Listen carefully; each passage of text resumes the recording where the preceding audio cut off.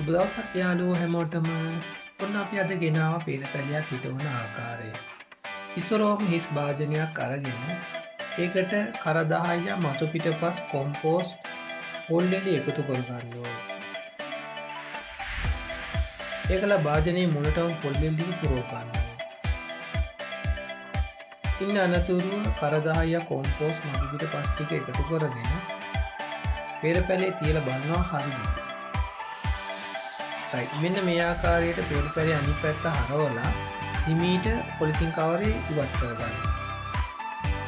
ඒකලා නැවතත් පැලේ තියලා පොල් වේල් ටික ඊට උඩින් එකතු කරගෙන අපි හදාගත්ත කර 10 කොම්පෝස්ට් මතු පිටපස් ටික පේර ගහ වටේට එකතු කරගන්න.